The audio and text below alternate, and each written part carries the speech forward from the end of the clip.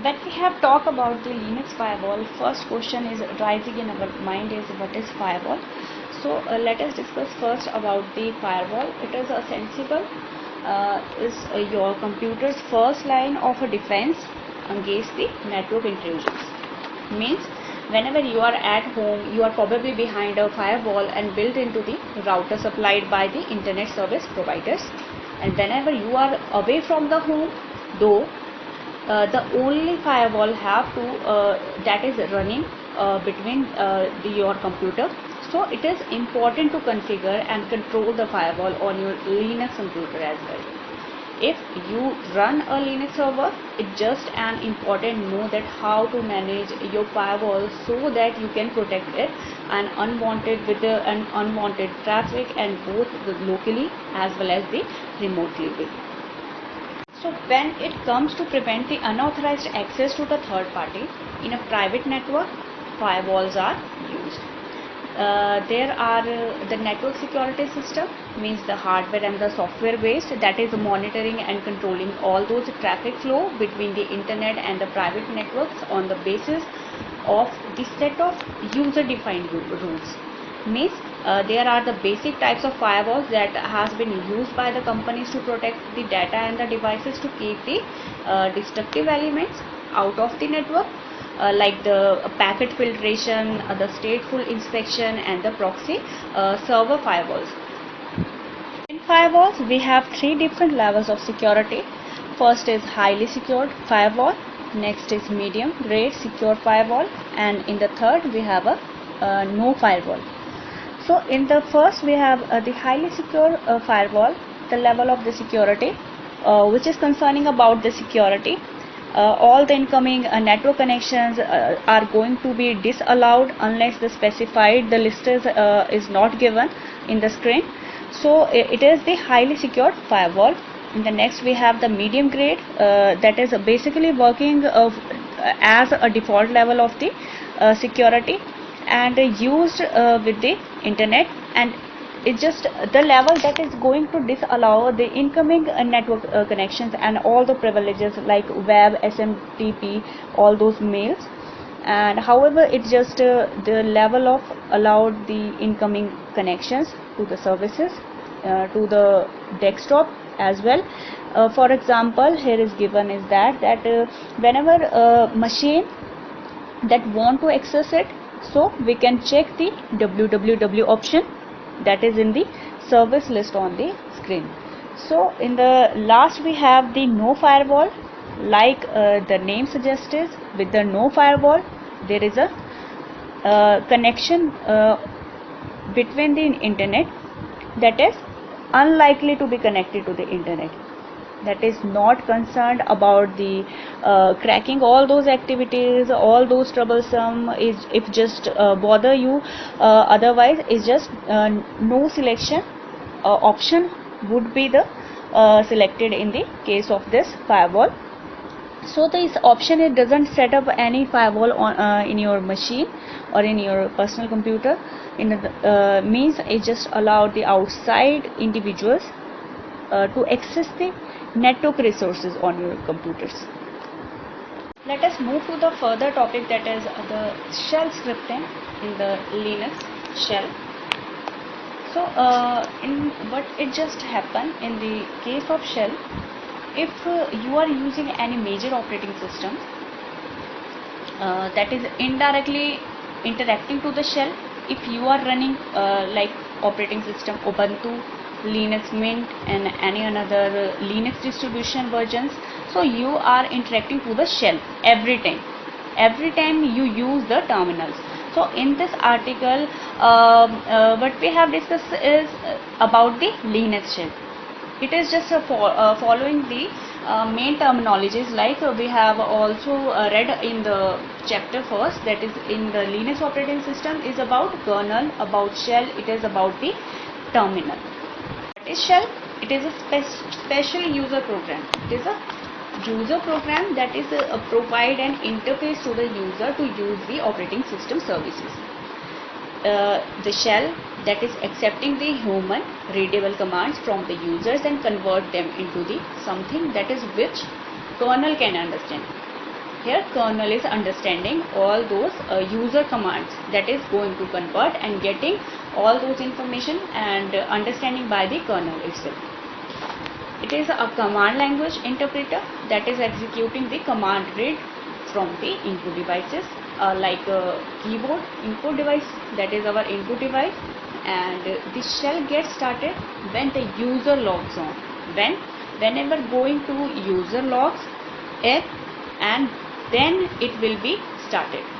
Means when the shell gets started means when the user logs in and start the terminal. So what happened in the shell scripting? Usually the shells are interactive, means that they are accepting all those commands from the user through the input devices, and then going to execute them.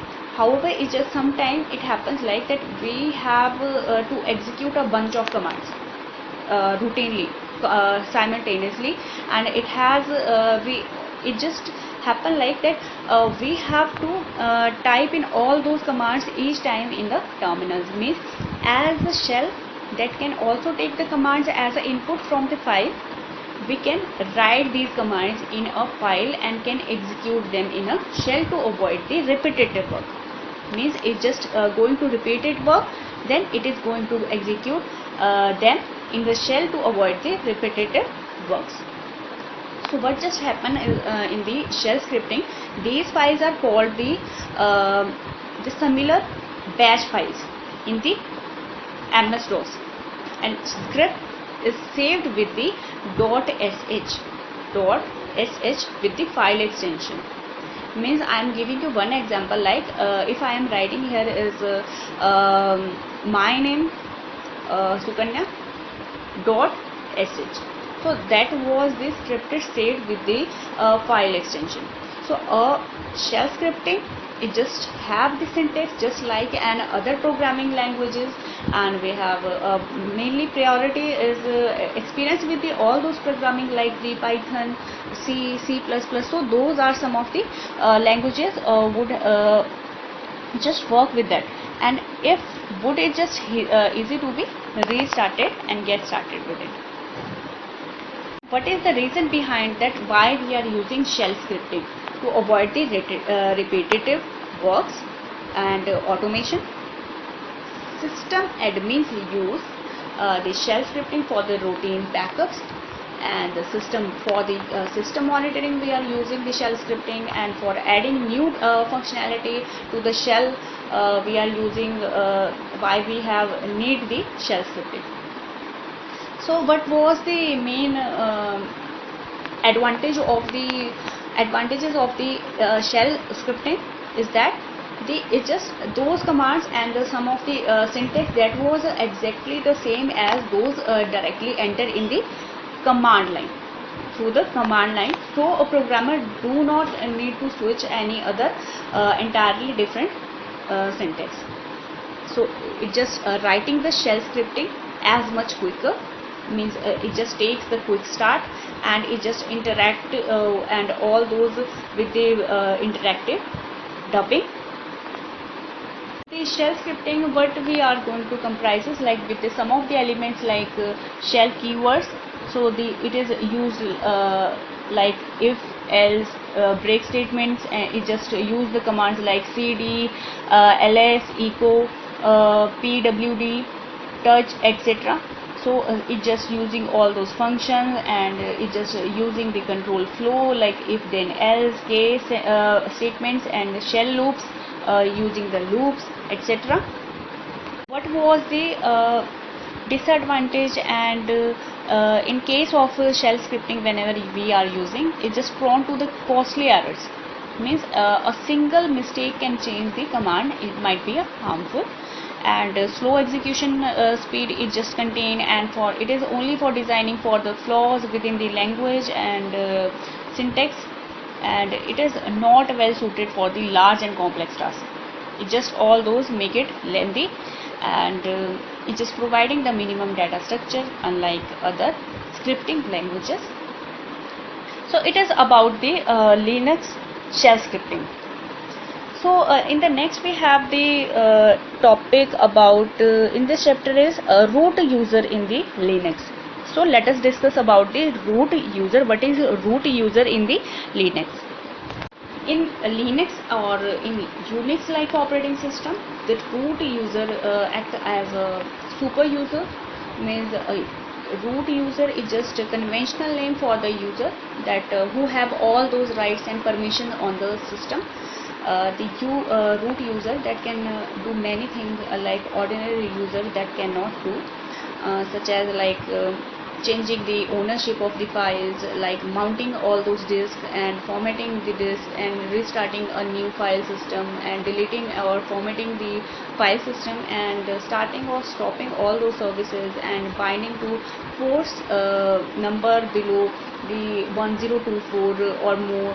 So those just doing the in case of the root Unix operating system, if we are working on a root user, what does happen in the root user Linux? It is not good practice for anyone to use root as their normal user account, because it just it is only used for a security risk. Means you can use it as a normal user account instead of using the root user. Otherwise you have to write it as a su or a sudo command to switch a root user account. So this is the command like su command that is used for the changing the user ID and becoming the super ID, super user during the login session. So it is allowing the user to become a super user. Means it is substituting the user, spoof user, or switching, setting the user or switching the users. So it is doing in the case of whenever we have selected the settings of the root user in the Linux. In short, what we have read, the root user, it is known as an administrator or a super user, that is specially user account in a Linux that is used for the system administration. It is the most privileged user on the Linux system that has accessing all those commands and files. The root user is going through many things like that ordinary cannot do. Ordinary user cannot do. So like installing the softwares, changing the ownership files and managing other user accounts. I am giving you one example, like if we are trying, that is not recommended to use the root for the ordinary task. Means a simple mistake can be caused a problem with the entire systems. Means if I am giving you example is like that, if you mistype a command, it is advisable to create a normal user account for a such task. So if root permission are needed, so you have to write it su word or sudo command if you are using the account as a root user. Okay students, we have completed our chapter, that is Linux operating administration. So you have to complete your exercise part as well. I am providing you the PDF regarding the this chapter where you have to write all those question answers. So thank you so much. Have a nice day.